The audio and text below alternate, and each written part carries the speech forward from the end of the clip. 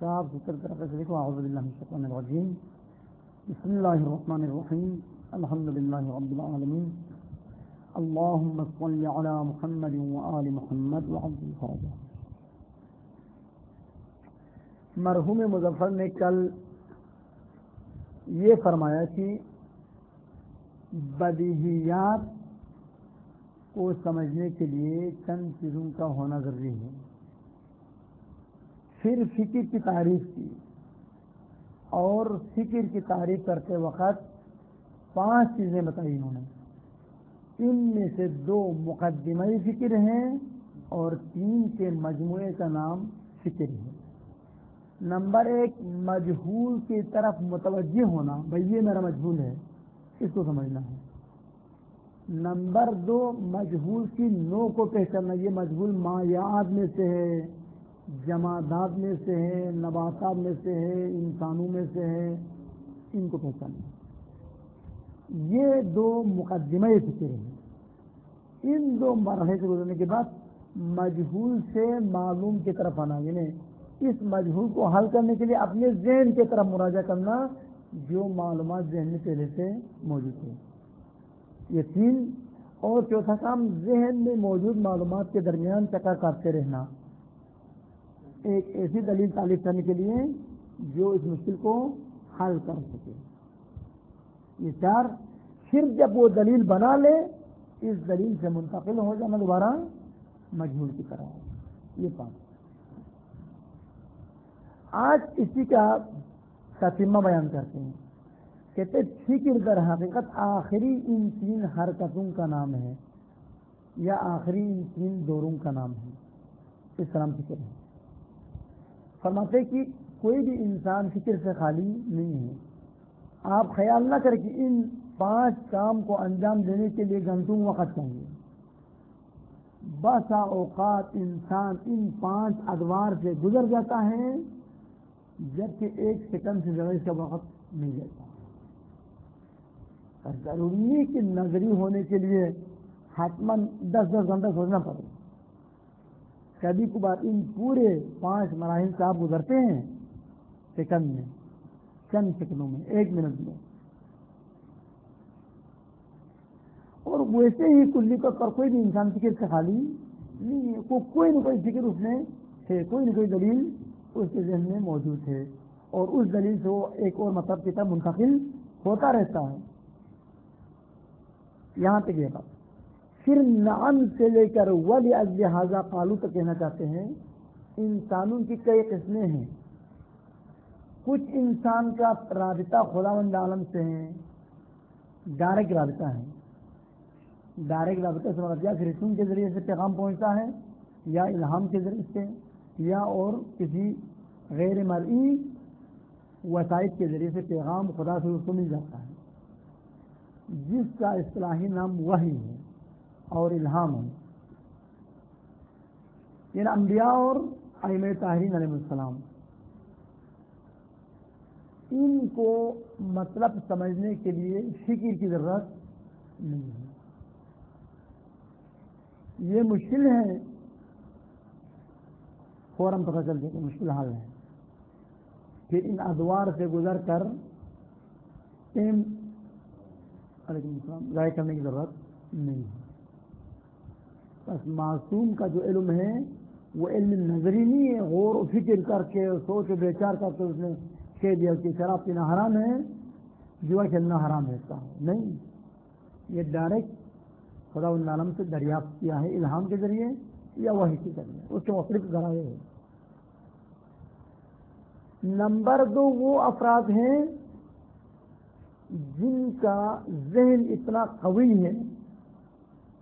قوی ذہن والے کو یہاں پر کہا گیا کہ قوی حد کے مالک، جن کا اندازہ اتنا تیز ہے اور اتنا درست نکلتا ہے کہ جب بھی کوئی اندازے سے بات کرے وہ ہو جاتا ہے، وہی ہو جاتا ہے.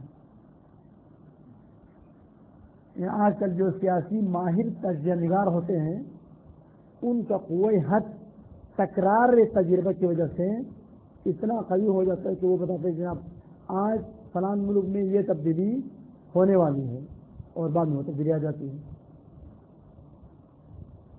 کچھ افراد خلقتی طور پر ذہن کے تیز ہوتے ہیں، ان کو کہتے ہیں صاحب القوت الحد، قوہ حد کے مالک۔ ان کے لیے فقط دو کی ضرورت ہے، مشکل کیا ہے اور نوع مشکل کیا ہے۔ باقی ان تین ادوار میں سے فقط آخری کی ضرورت ہے، باقی کی ضرورت نہیں۔ وہ کیا ہے؟ مشکل کی طرف متوجہ ہوتے کہ یہ نوع مشکل ہے، فوراً وہ مشہور تک پہنچ جاتا ہے، وہ تیسرا مرحلہ انجام دیتا ہے۔ حرکت نمبر 1 اور 2 سے وہ بے نیاز ہو جاتا ہے، یعنی مشکل سے ذہن میں جا کر معلومات کو تلاش کریں، ضرورت نہیں ہے، پھر معلومات کو جوڑ کر دلیل بنائیں، ضرورت نہیں ہے، تعریف بنائیں، ضرورت نہیں ہے۔ بس 3 کام کی ضرورت ہے، مشکل کی طرف متوجہ ہو جائے 1، نوع مشکل کو پہچان لے 2، پھر فوراً منتقل ہو جاتا 3۔ اما 3 اور 4 کی ضرورت 1، 2 اور 5، 1، 2 اور 5 کی ضرورت ہوتی ہے، 3 اور 4 سے بے نیاز ہو جاتے ہیں۔ یہ صاحب حد والے افراد ایسا ہوتا ہے۔ اور تیسرے وہ لوگ ہیں جو نہ صاحب وحی و الہام ہیں، نہ صاحب حد سے قوی، اتنا ان کا ذہن تیز ہے کہ فوراً سمجھ لیں، بلکہ متوسط قسم کے افراد تھے۔ ان کے لیے ان 5 ادوار سے گزرنا ضروری ہے۔ منتہا بعض مشکلات کو 2 منٹ میں حل کر لیتے ہیں، بعض مشکلات کو حل کرنے کے لیے ان کے 10 گھنٹہ لگ جائے گا۔ اب یہاں تک ترجمہ کرتے پھر ولی اجل حاضہ سے ایک اور مطلب بتانا چاہتے جو نعم سے پیدا ہوتا ہے۔ نعم سے ایک سوال پیدا ہوتا ہے، اس سے جواب ہے ولی اجل حاضہ قالو، وہ الگ بتائیں گے، اس کا خلاصہ بعد میں بتائیں گے۔ وَهَذِهِ الْأَدْوَارُ الثَّلَاثَةُ الْأَخِيرَةُ أَوِ الْحَرَكَاتُ الثَّلَاثُ هِيَ الْفِكْرُ أَوِ النَّظَرُ، جو بھی کہ آپ کی مرضی ہے۔ ان 3 حرکتوں کا نام فکر و نظر ہے، ان آخری 3 دوروں کا نام فکر و نظر ہے۔ وہذا، یہی 3 چیزوں کے مجموعے کو، یہی معنی ہے حرکت العقلی بین المعلوم والمجہول سے مراد نمبر 3، 4 اور 5 مراد ہے، یہ 3 حرکات مراد ہے۔ وہذا معنی حرکت العقلی بین المعلوم والمجہول، عقلی انسان معلوم اور مجہول کے درمیان حرکت کرتی ہے، تو معنی یہی ہے کہ عقل پہلے مجہول سے معلوم کی طرف آ جاتے ہیں، پھر معلوم کو ڈھونڈ کے دلیل یا تعریف بنا لیتے ہیں، پھر دوبارہ مجہول کی طرف چلا جاتا ہے اور مجہول کو معلوم میں تبدیل کر دیتا ہے۔ پھر کہتے ہیں ان ادوار سے گزرنے کے لیے کتنے سال لگتے ہیں، ٹائم کتنا؟ جواب وَهَذِهِ الْأَدْوَارُ الْخَمْسَةُ قَدْ تَمُرُّ عَلَى الْإِنسَانِ فِي تَفْكِيرِهِ وَهُوَ لَا يُشْعُرُ بِهَا، یہ 5 دور سالوں کا نہیں ہے، مہینوں کا نہیں ہے، یہ لمحوں کا ہے۔ بعض اوقات یہ 5 دور کبھی انسان سے ایسے گزر جاتا ہے، اس کے فکر کرنے اس طرح سے گزر جاتا ہے کہ اس کو بھی پتہ نہیں چلتا کہ میں 5 مرحلے طے کر کے ادھر گیا ہوں۔ اتنی تیزی سے یہ 5 مرحلے طے کرتے ہیں، خود کو بھی پتہ نہیں چلتا۔ قد تمر علی الانسان فی تفکیر الانسان، انسان کے فکر کرنے میں یہ ادوار گزر جاتے ہیں انسان سے۔ وہ حالیہ ہے، در حال ہے کہ یہ انسان لا یشعر بالادوار، ان ادوار کو احساس بھی نہیں کرتے۔ کیوں کہتے ہیں؟ کیونکہ فکر کی جو رفتار ہے وہ نور سے بھی کیا ہے، تیز ہے۔ نور کی رفتار اتنی تیز نہیں ہے جتنے فکر کی رفتار تیز۔ فَإِنَّ الْفِكْرَ يَجْتَازُ الْأَدْوَارَ الْخَمْسَةَ غَالِبًا بِأَسْرَعَ مِنْ لَمْحِ الْبَصَرِ، بے شک فکر انسان اور نظر انسان ان 5 ادوار کو کاٹ دیتے ہیں اکثر اوقات آنکھ جھپکنے سے بھی پہلے۔ یجتازو کا معنی کیا ہے؟ کاٹنا، گزرنا، ان ادوار سے نکل جاتا ہے، گزر جاتا ہے غالباً بِأَسْرَعَ مِنْ لَمْحِ الْبَصَرِ، آنکھ جھپکنے سے بھی تیز۔ اس میں تم گنے 1 سیکنڈ لگے، ادھر تو سیکنڈ بھی نہیں لگتا. ٹھیک ہے، تو کوئی بھی انسان فکر سے خالی بھی نہیں رہتا، وہ کوئی نہ کوئی فکر اس کے ذہن میں ہمیشہ ہے. الا انہا لا یخلو منہا، یہ دونوں میں جاتی اسی ادوار خمسہ کی طرف. الا ان الادوار الخمسہ لا یخلو منہا انسان فی اکثر تفسیراته، ان ادوار خمسہ سے خالی نہیں ہوتا ہے انسان اس کے اکثر تفسیرات میں. انسان اپنے تفسیرات کے اکثر موارد میں ان 5 ادوار سے خالی نہیں ہوتا، وہ حتماً ان 5 ادوار سے گزر جاتا ہے. اکثر ایسا ہے، یہ 99% یا 98% انسان کی فکر میں یہ 5 دور آتے ہیں. ممکن ہے 2% میں یہ 5 دور میں سے کچھ آئے کچھ نہ آئے. چونکہ غالباً انسان کے فکر میں یہ ادوار آتے ہیں، اسی وجہ سے ہم نے انسان کے شروع میں اس کی خاصیت بن کر کہا خدا نے انسان کو فکر کرنے کی قوت دے کر خلق کیا ہے، چونکہ یہ 99% کام فکر سے کرتا ہے. وَلِذَا قُلْنَا، اسی وجہ سے ہم نے صفحہ اول المنطق میں آپ کو بتا دیا کیا، ان الانسان مفطور علی التفسیر، انسان کو خلق کیا گیا ہے فکر کرنے کی قوت سے. نعم سے کہنا چاہتے ہیں، آپ نے کہا کہ غالباً انسان اپنی فکر میں ان 5 ادوار سے گزر جاتا ہے. اس کا مطلب ہے کہ کچھ انسان ہیں جو ان 5 ادوار سے نہیں گزرتے. ہاں کچھ انسان ہے، وہ معصوم کے علاوہ ان کا علم تو کلن کسی سے نہیں گزرتا. غیر معصوم میں سے کچھ انسان ہے جو قوی ذہن کے مالک ہو، بہت ہی ہوشیار ہو، اس کے لیے تو یہ 2 نمبر 3 اور 4 کی ضرورت ہی نہیں رہتی. وہ کون ہے؟ وہ ہے قوہ حد کا مالک، حد سے قوی رہنے والا شخص، ذہین شخص. نعم، نعم اصطلاح میں، اصطلاح نعم میں نہیں، اصطلاح ہے اصول و منطق و فلسفہ. باقی جو عبارات میں جہاں بھی عبارات میں نعم آ جائے، ہاں ہاں یعنی کیا، اس نے کوئی سوال پوچھا آپ کہتے ہیں ہاں، یہ نعم حرف استدراک کہلاتے ہیں. نام کیا؟ حرف استدراک. کہتے ہیں اکثر لوگ خراب ہیں، ہاں کچھ اچھے ہیں. یہاں پر یہاں کیا ہے؟ یہ ہاں لاکنہ کے معنی میں ہے، یہ ہاں اما کے معنی میں ہے. اس وقت حرف استدراک. بس نعم سے مراد ہے کہ آپ نے کہا کہ انسان اکثر اوقات اپنے تفسیرات میں ان 5 ادوار کے محتاج ہیں، لیکن کچھ افراد ہے جو ایسا نہیں ہے. وہ کون ہے؟ حد سے قوی رکھنے والا تھا، ذہین تھا. نعم من لہو قوت الحد کی، ہاں وہ شخص جس کے لیے حد کی قوت اور طاقت موجود ہے، یعنی بہت زیادہ ذہین، ابن سینا کی طرح ہے، ارسطو کی طرح ہے. یستغنی، وہ بے نیاز ہو جاتا ہے، عن الحرکتین الاولین، اولین، اولین نہ پڑھو، اول کی تانیث کیا ہے؟ اولا. اولا کا تصریح کیا ہے؟ اولا، اولیان. حالت جری میں کیا ہے؟ اولین. وہ بے نیاز ہو جاتے ہیں حرکت نمبر 1 اور 2 سے. حرکت کہاں سے ہوتے ہیں؟ نمبر 3 اور 4 سے، نمبر 3 سے ہوتے ہیں. تو ادوار خمسہ میں سے 3 اور 4 سے وہ بے نیاز ہوتا ہے، حرکات ثلاثہ میں سے 1 اور 2 سے وہ بے نیاز ہو جاتا ہے.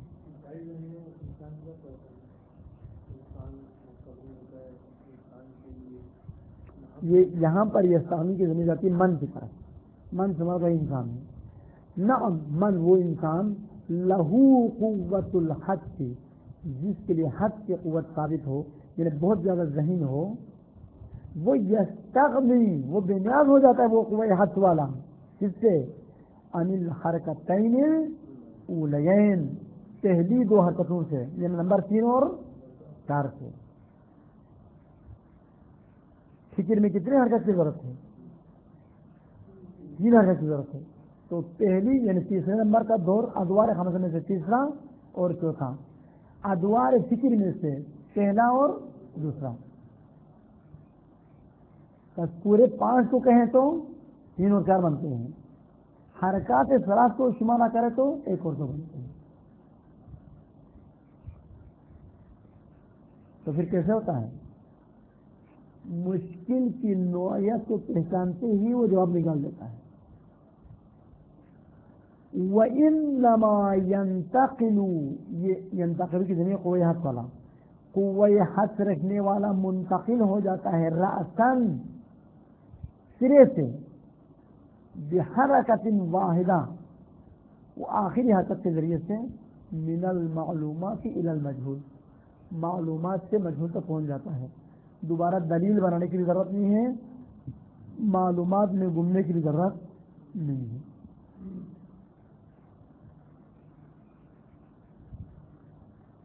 حد کا معنی یہ ہے، یہ جو کہ بھائی وہ حد سے قوی کے مالک تھے، بڑا ذہین ہے، مطلب سمجھنے میں اس کے لیے سیکنڈ بھی نہیں لگتا. وَهَذَا مَعْنَى الْحَدِّ، حرکت نمبر 1 اور 2 سے بے نیاز ہونا، یہی ہے حد کا معنی.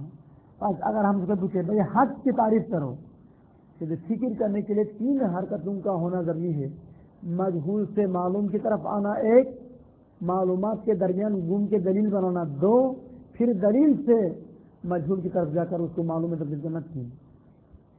جو بھی ان 3 کام کا محتاج ہو اس کو کہتے ہیں فکر والا.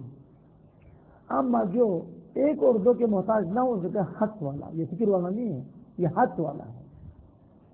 بس حد کا معنی ہے جو نمبر 1 اور 2 سے کیا ہو، بے نیاز، اتنا ذہین ہے تو 1 اور 2 سے بے نیاز ضرورت تھی. یہی وجہ ہے جو حد سے قوی رکھتا ہے وہ فلسفی مطالب، علم کلام کے مطالب اور پیچیدہ مسائل کو جلد سمجھ لیتا ہے. دوسرے افراد جو نہروں میں نہیں سمجھتا، یہ سیکنڈوں میں سمجھ لیتا ہے حد سے قوی رکھنے والا. فلذالک، کیونکہ یہ حد سے قوی رکھنے والا حرکت نمبر 1 اور 2 سے بے نیاز ہو جاتا ہے اور معلومات سے فوراً مجہول کی طرف چلا جاتا ہے، اسی وجہ سے یکون صاحب الحد القوی، حد سے قوی کا مالک ہوتا ہے. کیا ہوتا ہے؟ اسرع تلقیا للمعارف، معارف کو جلد قبول کرنے والا اور جلد سمجھنے والا ہو جاتا ہے، معارف کو اور علوم کو. بلکہ حد الہام کا پہلا درجہ ہے. الہام کی بھی قسمیں ہیں، ان میں سے جو پہلا مرحلہ ہے وہ حد سے. وہ حد خود کیا ہے؟ یہ الہام کا ایک درجہ ہے، جو پہلا درجہ ہے، الہام کی پہلی سیڑھی ہے. بل ہوا، بلکہ حد من نوع الالہام، یہ الہام میں سے ہے. وَأَوَّلُ دَرَجَاتِ الْإِلْهَامِ، یہ الہام کا پہلا درجہ ہے. یہ جو کمپیوٹر بناتے ہیں یہ کوئی عام انسان کا کام نہیں ہے. ٹیلی فون جس نے بنائی ہے، بجلی جس نے ایجاد کی ہے، ریڈیو، اور یہ جو جہاز بنایا، یہ ہر انسان کے بس کی بات نہیں ہے. یہ اتنے حد سے قوی رکھنے والے ہیں جن کو الہام کی وجہ سے ان کے ذہن میں یہ بات ہے کہ اس کو اس جوڑے سے یہ ہوگا. ورنہ اگر یہ ہر انسان کا مطلب ہر کوئی سائنسدان تو نہیں بنتا. بس در حقیقت یہ سائنسدان الہام سے کام لے کر بڑے بڑے ایجادات کرتے ہیں. یہ فقط انسان کی کسبی علم کا نتیجہ نہیں ہے، بلکہ وہ محنت کرتے ہیں تو ممکن ہے خدا نلم نوع بشری کے فائدے کے لیے اس کے دل میں یہ بات ڈالتے ہیں. تو ان 2 چیزوں کو آپس میں جوڑ دو تو بن جائے گا بجلی. اور ہوا میں موجود لہروں کو اس طریقے سے آپ اپنے عمل میں لائے تو یہ ٹیلی فون کی آواز اور ریڈیو کی آواز، ٹیلی ویژن کی آواز مختلف دور دور جگہوں تک پہنچا سکتے ہیں. یہ ایک الہام ہے جو ان کے دلوں پہ ہوتا ہے نوع انسانی کے فائدے کے لیے. اس الہام کی وجہ سے یہ بڑے بڑے ایجادات کرتے ہیں. ورنہ محنت کرتے تو میں اور آپ کیوں نہیں کرتے محنت؟ ہم قیامت تک محنت کرتے ہیں، ہم کمپیوٹر نہیں بنا سکتے. ورنہ ہم بھی انسان ہیں، وہی عقل ہمارے پاس بھی ہے، لیکن ہمارے پاس الہام نہیں ہے. حد سے قوی نہیں ہے. اور یہ الہام ان الہامات میں سے نہیں جو کہ امام کو ہوتا ہے یا پیغمبر کو ہوتا ہے, یہ عام انسان کو ہونے والے الہامات میں سے ہیں, اور ایسا الہام ہونا اس کے اچھے آدمی ہونے کی دلیل نہیں ہے. ابھی سائنسدان سب کے سب وہ سائنسدان کافر ہے, بلکہ اکثر تقریباً کافر ہے. تو اس کو الہام ہو کے پاس یہ اچھا آدمی تھا, متقی طرح سلمان فارسی تھا. ہمارے یہاں سے ایسا نہیں ہے. خداوند عالم نوع بشری کے فائدے کے لیے کسی کافر کے دل میں بھی ایک الہام ڈال کے, ایک معلومات ڈال کے ایجادات کر دیتے, تو ہم فائدہ اٹھاتے ہیں. جہاز بناتے کافر, ابھی عالمگیر بھیجنا پڑے. کمپیوٹر بنائے جاپان کے بت پرستوں نے, ابھی ادھر سے عبد الرحیم نے استفادہ کیا. ٹھیک ہے نہیں؟ تو یہ بھی ایک نو الہام ہے. یہ فقط بشری کا خط ایسا نہیں ہوتا ہے, سارے انسان ایسا کرنا چاہیے, یہاں تقوی والے ایسا کرتے ہیں. وَلِذَلِكَ أَيْضًا, پھر کہتے ہیں جناب منطق جلد 40 میں صراط خمس کی بحث میں قضایا کو تقسیم کرتے ہیں, مطالب اور علوم کو تقسیم کرتے ہیں. وہاں پر کہا کہ وہ قضایا جو صاحب حد سے قوی دریافت کرتے ہیں ان کو بدیہیات میں شمار کیا ہے. قضایا یا حدیہ کو, یعنی معلومات سے حدیہ کو علماء نے کہاں شمار کیا؟ بدیہیات میں. اس کا مطلب ہے کہ ان کا یہ علم نظری نہیں ہے. نظری نہیں ہے بس یہ ادوار خمسہ سے نہیں گزرتے, بلکہ ادوار ثلاثہ سے گزرتا ہے. بس علماء منطق کا قضایا حدیات کو بدیہیات میں شمار کرنا اس بات کی دلیل ہے کہ حدی قضایا سمجھنے والوں کے لیے وہ جو وہ سمجھ رہے ہیں وہ فکر سے نہیں سمجھ رہے ہیں بلکہ وہی حد سے سمجھ رہا ہے. لہٰذا یہ نظری نہیں بلکہ بدیہی ہے. اگر کوئی حد والا بھی 5 ادوار سے گزرتے ہیں تو وہ جو سمجھتے ہیں وہ نظری ہونا چاہیے, بدیہی ہونا چاہیے, نظری ہونا چاہیے تھا. وہاں کے علماء نے ان کو بدیہیات میں شمار کیا. قضایا یا حدیات بدیہیات ہیں.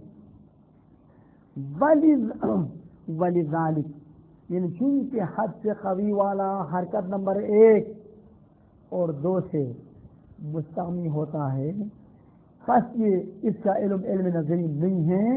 اسی وجہ سے ایضاً جعل القضایا الحدیات, قضایا یا حدیات کو قرار دیے ہیں علماء منطق نے من اقسام البدیہیات میں سے, نہ من اقسام النظریات میں سے. اگر حد سے قوی والا بھی فکر کا محتاج ہوتا مطلب سمجھنے میں, تو ان کا معلوم بھی نظریات میں شمار ہونا چاہتا. وہاں کے علماء نے اس کو بدیہیات میں شمار کیا. کیوں بدیہیات ہے؟ کیونکہ بدیہی کے لیے غور و فکر کی ضرورت, لیکن ان کے لیے غور و فکر کی ضرورت نہیں ہے. ولذا کہاں پہنچا, لأنها, چونکہ قضایا یا حدیات تحصل للانسان, وہ انسان حد سے قوی والے کے لیے حاصل ہو جاتا ہے بحرکت واحدۃ مفاجئۃ, ایک حرکت کے ذریعے سے جو اچانک پیش آتے ہیں. من المعلوم الى المجهول, بس کب عند مواجهة المشکل, مشکل کی طرف روبرو ہوتے ہی جواب پیدا کر لیتا ہے وہ. حتی نوع مشکل کو پہچاننے کی ضرورت نہیں ہوتی. مشکل کے روبرو ہوتے ہی, مشکل کی طرف متوجہ ہوتے ہی اس کا علم جواب کی طرف اور حل کی طرف چلا جاتا ہے اور فوراً حل کر لیتا ہے. من دون کسب وسعی فکری, فکری کوشش اور فکری کسب کیے بغیر. پس بنابراین فلم یحتاج, حد سے قوی والا محتاج نہیں ہوتا ہے الى معرفت النوع المشکل, مقدمے دوم کی طرف.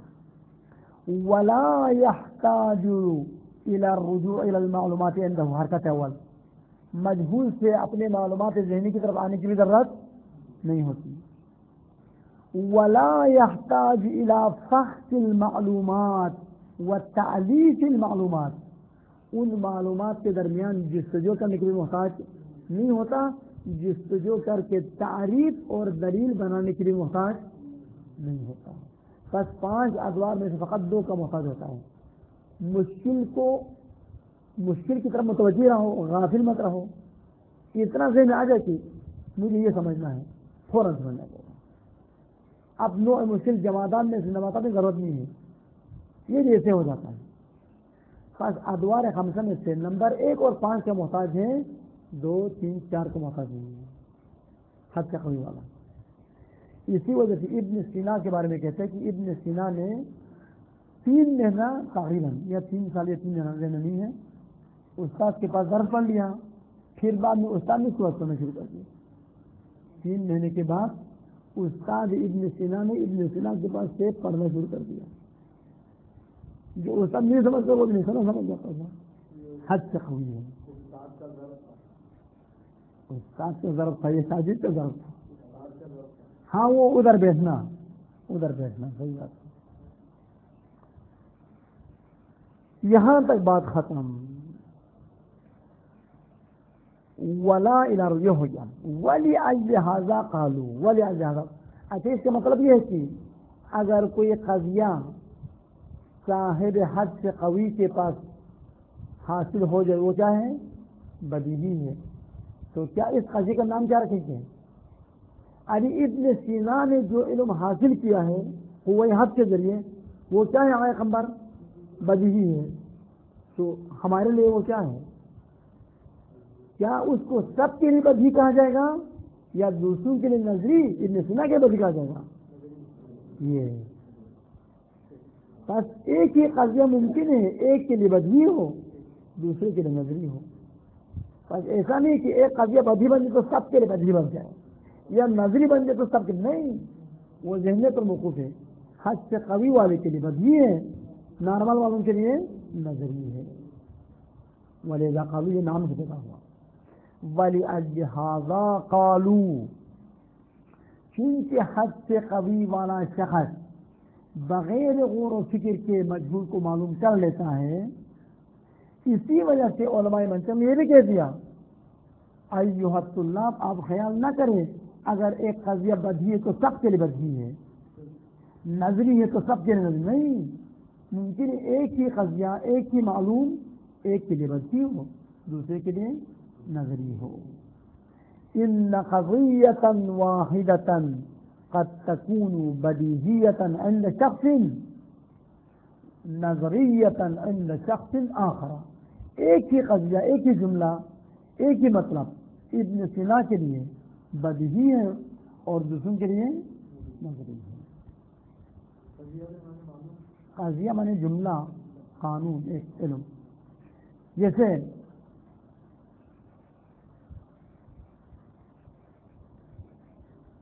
مثال کے طور پر آگ میں جو حرارت ہے وہ کہاں سے آ رہی ہے؟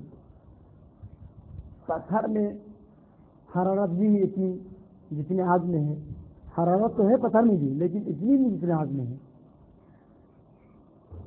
ہم اتنا تو بدیہی تو سمجھ کے آگ میں حرارت ہے، یہ تو بدیہی ہے۔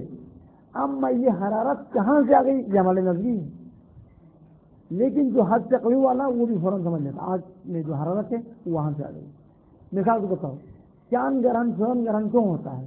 سورج گرہن عوام کے لیے کیا ہے؟ نظری ہے۔ حد سے قوی و ماہر فلکیات کے لیے کیا ہے؟ بدیہی ہے۔ بس ممکن ہے ایک ہی مطلب ایک آدمی کے لیے بدیہی بن جائے، دوسرے کے لیے نظری بن جائے۔ یہ کیوں ہوتا ہے؟ یہ اس لیے ہوتا ہے، نمبر 1، جس کے لیے بدیہی ہے وہ حد سے قوی کا مالک ہے، اس کے لیے غور و فکر کی ضرورت نہیں ہوتی، اور جس کے لیے نظری ہے وہ حد سے قوی کا مالک نہیں ہے، نارمل فکر ہے، نارمل عقل ہے، متعارف حد سے قوی کا مالک نہیں ہے، تو اس کے لیے غور و فکر کی ضرورت پڑتی ہے۔ یہ جو یہاں بتاتے ہیں۔ ایک اور مطلب ہے جو باہر سے بتا تو بعد بتائیں گے۔ وَلَيْسَ ذَلِكَ، جواب آغا مظفر، کیوں ایسا ہوتا ہے؟ ایک ہی مطلب ایک کے لیے نظری بن جائے دوسرے کے لیے بدیہی بن جائے، تو وہ اس لیے ہوتا ہے کیونکہ جس کے پاس بدیہی ہے وہ حد سے قوی کا مالک ہے، اور جس کے پاس نظری ہے وہ حد سے قوی کا مالک متعارف عقل رکھتا ہے۔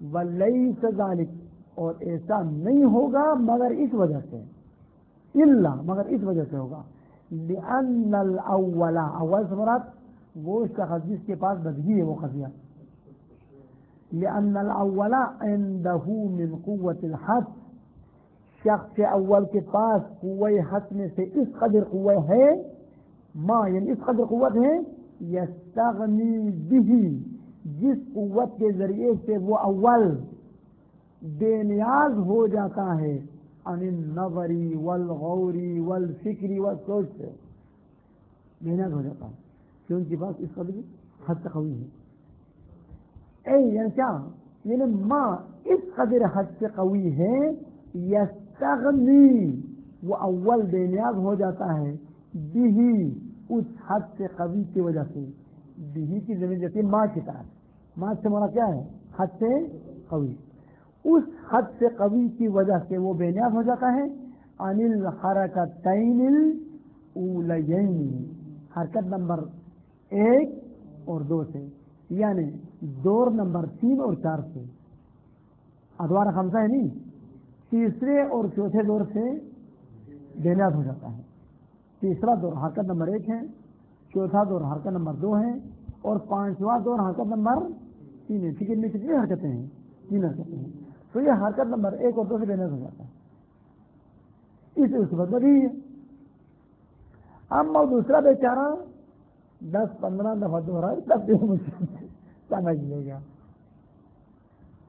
دون شخص ثانی، اما وہ شخص جس کے پاس یہ جملہ نظری ہے، اس جملے کا مفاد اور معنی نظری ہے، وہ ایسا نہیں ہے، اس کے پاس حد سے قوی ہے ہی نہیں۔ فإن الشخص الثاني يحتاج إلى هذه الحركات الثلاث، یہ شخص دوم جس کے پاس یہ قضیہ نظری ہے وہ تینوں حرکت کا محتاج ہے اور پانچوں دور کا محتاج ہے۔ کیوں محتاج ہے؟ لتحصیل المعلوم، معلوم کو حاصل کرنے کے لیے یہ کسی بھی حرکت سے بے نیاز نہیں ہے۔ بعد معرفت النوع المشکل، مشکل کی نوعیت کو جاننے کے بعد جو 3 حرکتیں آتی ہیں ان میں سے کسی بھی حرکت سے بے نیاز نہیں ہے۔ بھائی آپ کے پاس اتنا ذہن ہے کہ حرکت اول سے بے نیاز نہیں ہے، حرکت دوم سے بے نیاز نہیں ہے، اور سن سے تو ابن سینا بے نیاز ہوگا۔ ہماری بات ایک اور دو نکو تو بے نیاز نہیں ہے، تو ہم جو قتل بے نیاز نہیں ہے۔ تو کہتے ہیں کہ معرفت نوع مشکل کے بعد وہ کسی بھی حرکت سے بے نیاز نہیں ہے، بس اس کے بعد وہ قضیہ کیا ہے، نظری ہے۔ اس کی مثال یہی ہے، آنکھ میں حرارت جو ہے وہ کہاں سے آتی ہے، اس کو سمجھنا ہے۔ وہ جو ماہرین ہیں وہ جلد سمجھ لے گا، بغیر کسی اور فکر کے فرق بتا دے گا، اما جو اتنے ماہر نہیں ہیں تو شاید 1 سال بھی سمجھ لے بھی نہ سمجھے۔ بس مظفر نے ایک ہی جملہ کے ایک کے پاس بدیہی دوسرے کے پاس نظری ہونے کی کتنی وجہ بیان کی؟ ایک وجہ، اس اختلاف کی ایک وجہ ہے، وہ کیا ہے؟ جس کے پاس حد سے قوی ہے اس کے پاس بدیہی ہے، جس کے پاس حد سے وہاں کی اور بھی وجوہات ہیں، چلو بتاؤ آپ اور بھی وجوہات ہیں یا نہیں؟ مثال، ایک انسان آنکھ سے معذور ہے، اس کے لیے رنگوں کا سمجھنا بدیہی ہے نظری ہے۔ ایک انسان قوہ سامعہ سے معذور ہے، آوازوں کا سمجھنا نظری ہے بدیہی ہے۔ ایک انسان قوہ ذائقہ سے معذور ہے، ذائقوں کا سمجھنا نظری بدیہی ہے۔ ہاں، بس منحصر نہیں ہے فقط قوہ حس میں، بلکہ اگر حواس سے خمسہ میں سے اگر ایک کے پاس ایک حواس سے خمسہ ہو اور دوسرے کے پاس نہ ہو تو وہ جو قضیہ محسوسات ہیں وہ بھی ایک کے لیے بدیہی بنے گا، دوسرے کے لیے نظری بنے گا۔ ایک کا ذہن تیز ہے وہ مطلب بھولتا نہیں ہے، دوسرے کا ذہن کمزور ہے بھول جاتا ہے۔ 3 مہینے کے بعد جب امتحان آئے اور پرچہ ہاتھ میں دے اور جس کا ذہن تیز ہے، حافظہ قوی ہے، وہ 2 منٹ میں پرچہ حل کر دے گا، اور جو بولنے کے عادی ہیں وہ صرف کیا بنے گا. تو یہ سوالات پہلے کے لیے کیا ہے؟ بدیہی ہے، اور دوسرے کے لیے کیا ہے؟ ہاں عادی یہ سوال جو سامنے آیا اس کے جواب سمجھ اس کے بدی بن گیا ہے. ٹھیک ہے، پہلے نظری تھا عادی، اس نے پریکٹس کر کے تبدیل کر دیا بدیہات میں. اب تو پھر کیا ہے؟ بدیہی ہے. اور جو کیول پڑھ لیا نا، کلام لفظ مفید. وحید بہبہانی مجتہد عالم تھا. فائدہ ہوا نہیں ہوا آپ کو؟ پہلے پتا تھا آپ کو وحید بہبہانی مجتہد عالم. اب میں دوبارہ بتاتا ہوں، وحید بہبہانی مجتہد عالم تھا. اب فائدہ ہوا؟ نہیں. ایک جملے کو جب تکرار کرے گا وہ غیر مفید بن جائے گا. مفید کا معنی کیا ہے؟ کیا ہے مفید کا معنی؟ ہاں فائدہ میں کیا؟ ہاں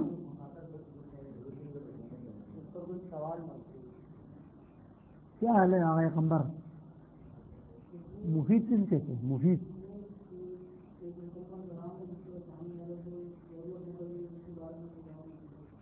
یعنی مخاطب اس جملے کی نسبت سے جاہل تھا، آپ نے عالم کرایا.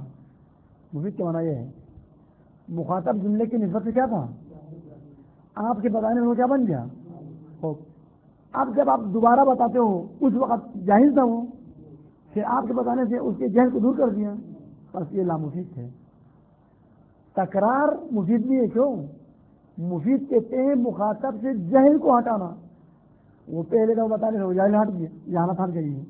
اب دوبارہ پناہ نہ بتائیں، کسی کام کا نہیں ہے. اپنا وقت بھی ضائع، اس کا وقت بھی ضائع ہے. چین ہے یا نہیں؟ ہاں چین نہیں ہے.